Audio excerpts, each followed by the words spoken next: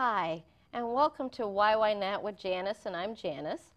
The show that's here to help others, to help themselves, to improve their lives. Today, I have a special guest, and I'm happy to say. We're going to be talking on the topic of getting financially sound. Today, I have a great guest in the audience, or a great guest today. Her name is Susan Pfeiffer. She is a senior home loan mortgage originator.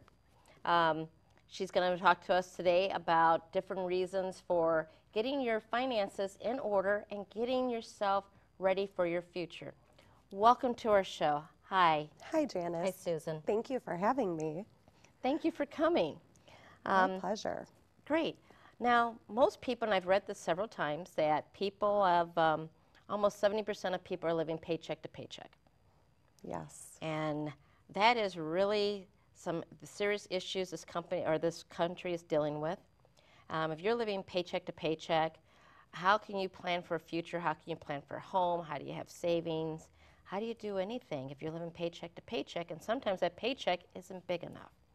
So you work with a credit union. Please tell us a little bit about your position and what you do. So I work for NuMark Credit Union, and we are a credit union based in the south suburbs of Chicago. Our branches, we have 5 branches, and my department's located in Crest Hill, Illinois. And we kind of have a little circle going around the Chicagoland suburb area. So I am a credit union. We are a non-for-profit, a little bit different from your big banks. Your banks are working for profit, and we are working for the people. So we like to really educate our members and make sure that they have all the knowledge that they need for every financial aspect of their lives. Oh, perfect. You'd already educated me. I didn't even know it was not-for-profit. That's It is, good. yes. And I'm a member. That's Good. right. Good. We work for you. Yes, you And do. me. I'm a member too. You're a member too. I Great. am. Now, what is the first step that you think someone needs to do with getting into finances? What's the first thing we got to do? So the first thing I would say that many people don't think of is opening a checking or savings account. And that might seem kind of simple, but we can't have your mattress money, you know, back in the old days, people used to have money saved in the houses in different hiding spots and mattresses, things like that. We can't have that when you're trying to get a loan or if you want to buy a car or, you know, anything of that nature. You do have to have a checking or savings account established. With NuMark, it's $5, and then you get to open an account. But I would recommend any institution is a great place to start. Now, I remember when I was a kid, I got a checking account when I was probably about 16 years old because I got a job. Do you even recommend like checking accounts or savings accounts for kids that little to start? Yes, absolutely. I think the younger you can start them and teach them those fundamentals, the better they're going to be. With our checking accounts, you have to be 16, and then you can have even a Visa debit card. So they're starting younger and younger, but it's really important, even if it's just a savings, so they can understand the importance of spending and saving and sharing. Oh, okay. So when it comes to like even kids, are they even actually now financially, do they have the education? How do you even educate a child to get a savings account or a checking account? Because I know a lot of people, unfortunately I know a lot of people, there's all those check cashing places, Yes. and people don't have checking accounts. But I would think, like you said, you have to first start somewhere, the basics there. Yep. Okay. Well, one thing our credit union does is we try to go into some of the different schools, like in the Joliet areas. We go in and we talk about the importance of savings. We actually have a special savings account that it's called a Dewey account for kids. Dewey. Yep, it's a Dewey Pledge Savings account. And we actually have piggy banks that we help them create, but it's got 3 different compartments, one for their savings, one for their spending, and then one for their giving. And that could be for a different charity, it could be for church, it could be for, you know, anything that they want to give. And then, of course, the money that they're going to save, which we like to say at least 10%. Some places I think they recommend more like up to 40%. So it's important that you want to start that as young as you possibly can. I know with my son, we already talk about it. He's got a moon jar is what the name of the piggy bank is, and it's got the 3 different compartments. And he already, as young as he's 8 years old, he just turned 8, and he's pretty passionate already about saving, giving, especially about giving, and of course spending. I find that interesting, though, that you actually have a little section of this bank that you give out that actually has 10%, or you tell people save 10% for giving. Yes. Because a lot of people don't think about that anymore. No. You know, unfortunately, it's a me type of society. But you actually teach people bills, savings, giving, to give back. Yes, and what we try to do, I've taken actually Dave Ramsey's course, and one thing that he talks about that's super important is you really should give first, because it's kind of statistically proven that if you try to save or you're going to spend and then you try to give at the end, there's nothing usually left to give. Whereas if you give first and then you save, then you spend, you learn to live within your means, and you actually find something that you're forced to save and live within your means. So it kind of helps if you try to do it in that order. Oh, okay. So that's what we try to do in our house. We try to. Great. So you said you even take Dave Ramsey's class I before. did, actually. I took it, I finished it a year ago today. So I had been very curious because over the years I've met different clients that have asked me about what I thought about Dave Ramsey and his class. So my church was offering it, and it was a perfect opportunity for my husband and I to jump in, and we learned a lot. He's got a lot of great steps, and even if you don't apply all of them, if you take away one or two of them, you're going to be ahead. So it was really, I recommend it to anybody. It was a great class to take.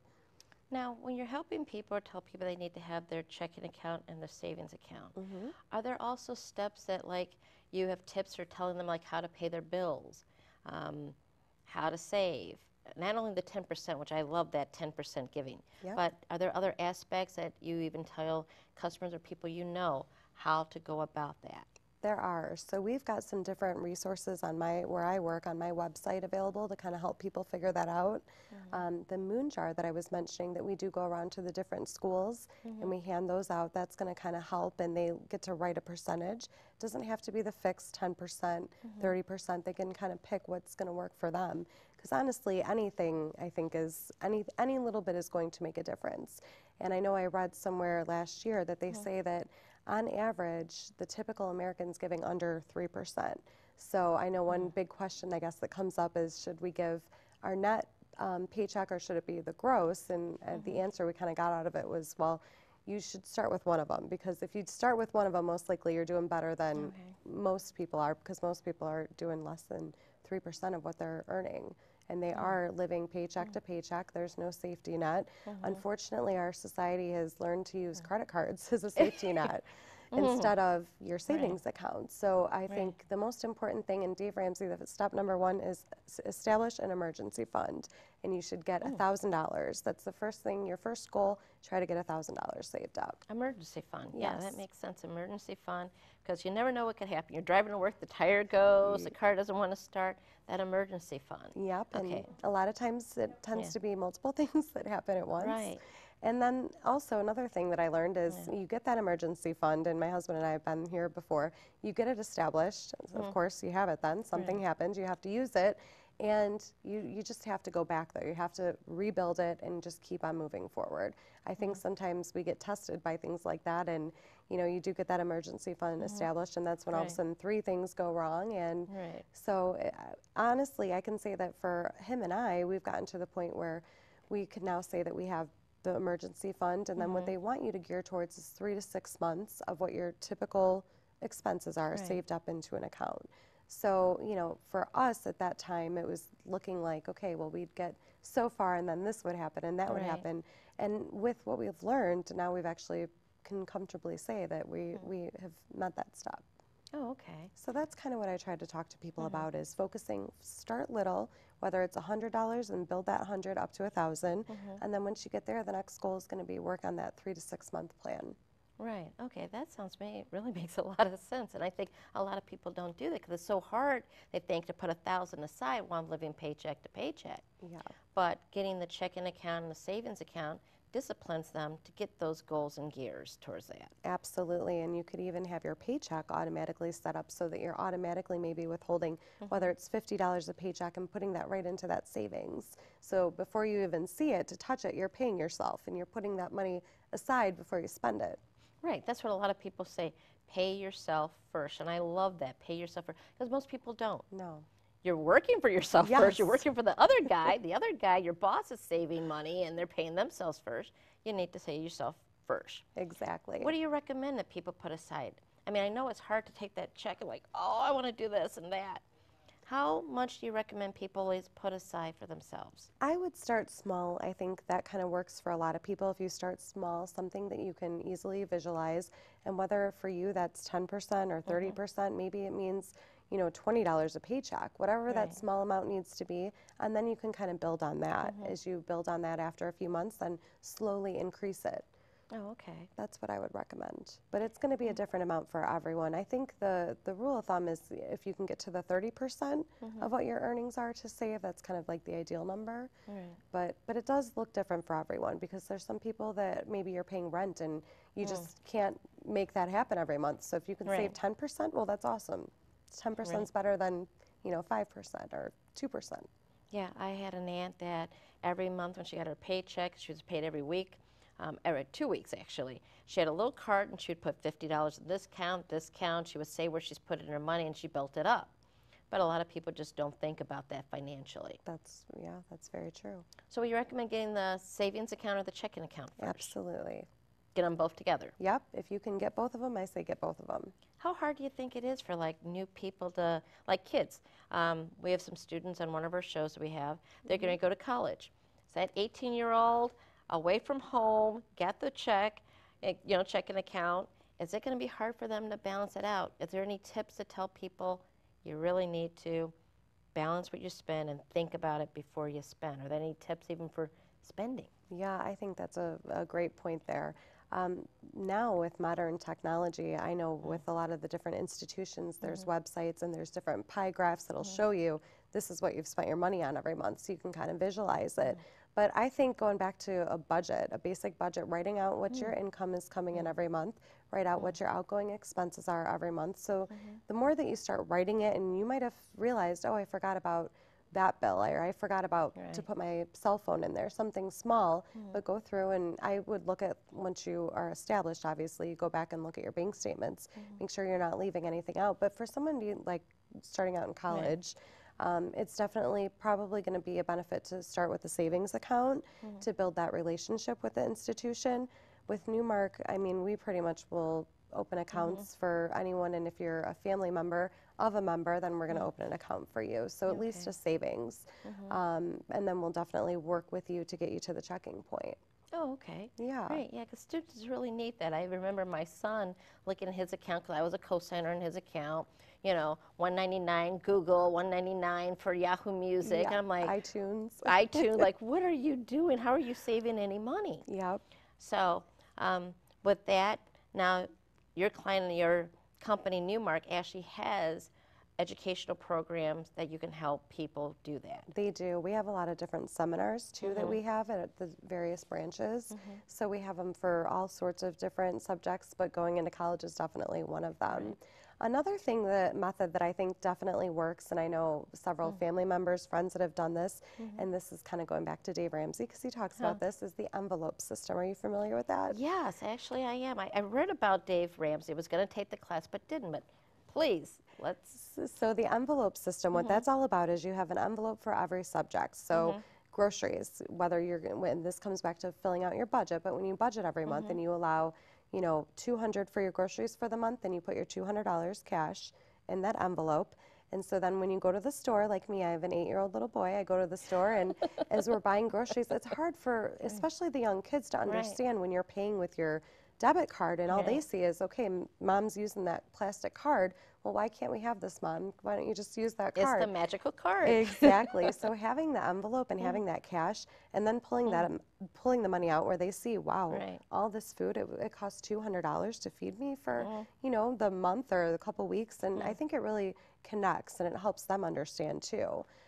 So even as young as my son, 8 or younger than that, or if there's something big that they want to go and spend money on, then have them bring their savings, their piggy bank or whatever that might be, and they can actually see the money leaving their account, if you will.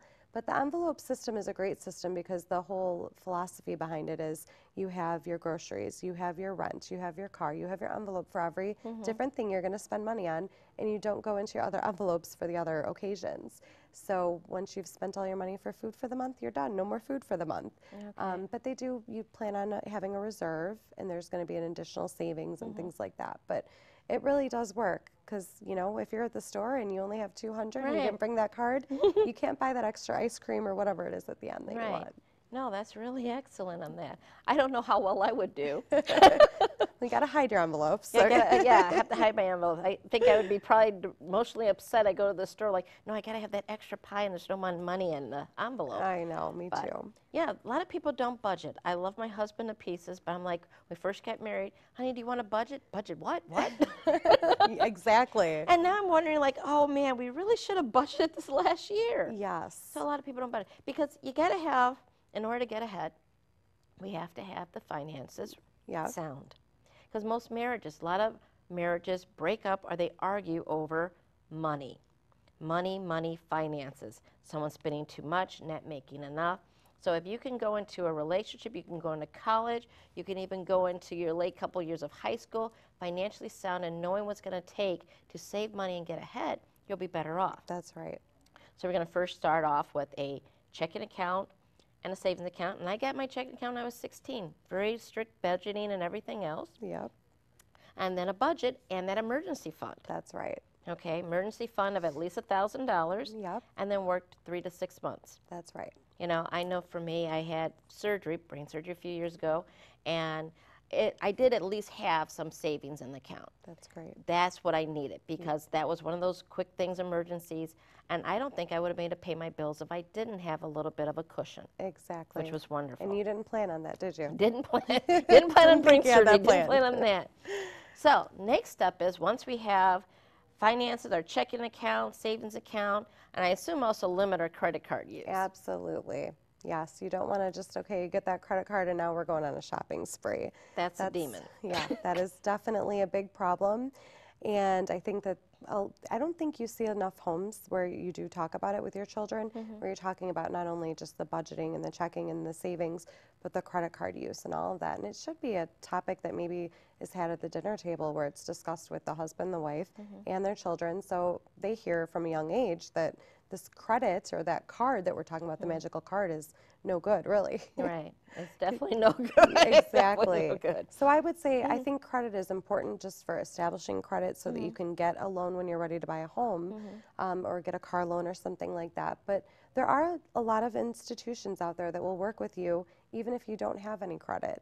So we can show that you're maybe paying your car insurance or your cell phone bill, and it's called non-traditional credit. So there are ways of using things like that too to get you into a home or car, whatever it might be that you want to purchase down the road. Because the next step is, after you do all that, you want a home. That's right. You want a home. You don't want an Yes. apartment that landlord's going to say, you can't hang this up, you can't have company, turn the music down. You want to have your own home that you can go and put holes in the walls to hang your pictures up, the dog in the backyard, the party, not too loud, until 9 o'clock, and have the family over and feel comfortable.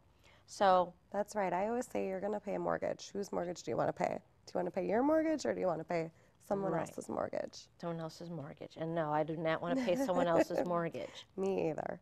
So what even someone has to do to get their credit going, or even if they want to buy a house? Well, to buy a home, there's a couple of important things for your credit. Bankruptcies are something that if you've had a past bankruptcy, then there might be a certain seasoning requirement, which means a waiting period. So you might have to wait 2 to 4 years depending on what type of loan you're trying to get. Or there can be other different occurrences that might happen where you might have to wait a little bit. But if you've got somebody that's right out of college, for instance, and they've followed their budget and they've been saving and they do have something saved up and they're ready to buy their first home, honestly, they can get a loan without even starting their job. We can have an offer letter, and that's enough to go and get them if they have the credit and their credit isn't, you know, where they've got several bankruptcies and all kinds of problems on there, then we can get them a loan right out of college. Because I would think that would be the next step, because that's security. If you're financially sound, you really don't want to give your money away to someone else. You want to have something, the stake of America. You want to have land. You want to have your land in America. This is my stake, my home. That's right. It's the American dream. Do you recommend people like getting their homes early or younger versus later in life? I think it depends on every person. Every person is different.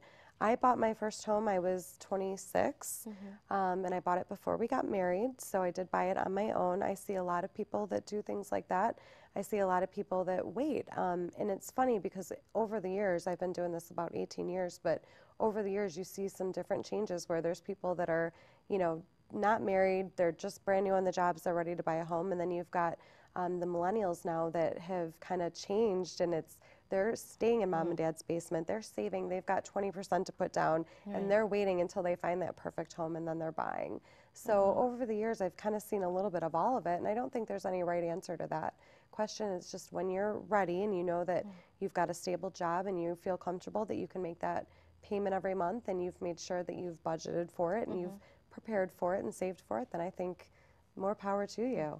Oh, great. Yeah. And you also make sure that their budget is well to cover the mortgages and things like that. Absolutely. So that is part of the loan process. And we actually use a lot of automated underwriting. And then, of course, it does get checked by a human underwriter. But myself, when I do pre-approval letters, I rely a lot on what I'm seeing myself as far as their bank statements, their pay stubs. If we have an offer letter, we run it through what's called an automated underwriting system that takes their credit, it takes their income, their asset information, kind of their whole profile, if you will, and it determines what kind of risk they are. And then based on that assessment, based on my assessment, then we're able to possibly give a pre-approval letter, and then you're able to go and make an offer on a property. Okay. But that's one important thing. So when you're talking about making sure you can afford a home, we have something that's called your debt to income ratio. So it's what percentage of your income should be going out towards your debts monthly. And there's a front end and a back end ratio. So the one end is taking the housing payment and the other end is taking all of your payments, including housing. Oh, okay. Well, we're almost done, but I want to talk about, I know you've been doing this since you were quite young. Yes. Do you like what you're doing? And can you also give some advice to people who want to enter your field? Because you're a successful woman in your field. There's not a lot of women that are, you know, in the mortgage and banking industry, and you're very successful. Can you give us some advice, and why did you decide to go in that? Yes. So I actually this found me, if you will. I was 19, and at the time I was going to school for early childhood education. I was going to school full-time at night, and I needed a job to help pay for the schooling. And I was lucky enough to start off as an assistant for somebody, and I just stayed with it while I went through school, finished school, and then I continued to work for another gentleman, actually. At that time, it was the boom of the new construction, 2002, 2003. So, and then I've been doing it ever since, about 18 years. But I just recommend that if you want to do it, maybe a business college would be a great place to start, or even an entry-level financial institution would be a great way to get started. Now, how do you balance work and life and marriage? And I know you have a wonderful, intelligent young son at home. So how do you balance all that, and how do you recommend women to balance life? Well, it can be tricky, I'll tell you that. I've had my ups and downs with that for sure. I think who you work for and who you work with is so important. I work for a company where I feel completely supported, and I have a very loving husband. He's very supportive. He's my biggest advocate, talking constantly to people, asking them, do you need a home or do you need this, and giving out my information. But I have just a great support system. So between the family that helps me at home and the place where I work, it all just kind of comes together. But it can be difficult sometimes. Well, thank you very much for Susan. Can you at least give us your website or your email address? Yes. So for more information, you can go to my email, which is my first initial S, my last name, Pfeiffer, P-F-E-I-F-F-E-R, at NuMark, NuMarkCU.org. Okay, great. Thank you very much. Thank you for having me, Janice. Hi. We just have a few minutes left on the show, and I just want to recap what went on today on the show. Susan here has talked about getting financially sound. That's the title of our show today. Part of getting financially sound is first getting a checking account and a savings account. You're not going to get financially sound if you're spending cash. Cash in your pocket, cash for everything. The faster it's in your pocket, the faster it's going to get out of your pocket. It's easier to spend. Avoid getting large charges on your credit cards, because all that's doing is getting you in debt. Another thing Susan talked about was getting an emergency fund, $1,000 emergency fund. something like over 70% of Americans are actually living paycheck to paycheck. If you're living paycheck to paycheck, and next thing you know, you have expense like the car breaks down, the furnace goes out, your medical, something you slipped and fell, anything. You don't have $1,000 in the bank for a little cushion, that can be a disastrous effect on your life. Next thing you know, you're going to mom, dad, your neighbors, trying to figure out who can help, or hawking something. You don't want to do that. We want to stay financially sound. Like a lot of married couples, the main thing that they have or issues with is finances. So, good way to keep a happy home is happy finances. So after you have the checking account, savings account, $1,000 cushion, one thing Susan said was try to get 3 to 6 months of savings in the bank. That's for major emergencies. You slip and fall at work, you're sick, pregnancy, anything that you can't work, you really need to have that cushion in the bank. A couple years ago, I had brain surgery, and if I didn't have that cushion in the bank for a couple months, I mean, that would have affected my bills, my mortgage, everything. And that was something, trust me, I was not expecting to do. One thing Susan talked about is also Dave Ramsey. There's a great book out there, Dave Ramsey. We even have it here, Dave Ramsey's book, you know. I recommend a book on Dave Ramsey. I also recommend Think and Grow Rich. Think about a lot of books that are out there for finances. Pick them up and read them. Get an audio book. You can learn more about finances that you will eventually be financially sound. And that's what this show's about. Why not? Why not get your finances together that you can live the life that you want to live? This show's about helping others to help themselves and giving you tips on that. And one of the tips is all about finances. Eventually, I'm going to have Susan back. She's going to get into more of mortgages and owning your own home, because that's the next step in finances. Owning your own house, owning your own condo, not paying the landlord all that money in rent that just goes to waste. Being able to go home and this is mine. Get that feeling, part of the American dream. So please, I want you to think about all these things, pick up some material, contact someone to help you with your finances, read about these things, anything that's going to help you would be really, really great. Susan, we appreciate it. I hope everyone enjoyed this talk about getting your financial sound. This is Janice with Why and Why Not. You can meet us, you can see us on the web on www.whynot.com. We're also going to be on YouTube and Comcast Channel 19 Wednesday at 6:30. Thank you very much for coming. If you have any questions, please write us. If you have a topic or you want to be on the show, and if you need information more about finances, please contact Susan. Thank you very much and have a wonderful, wonderful, blessed day. Bye-bye.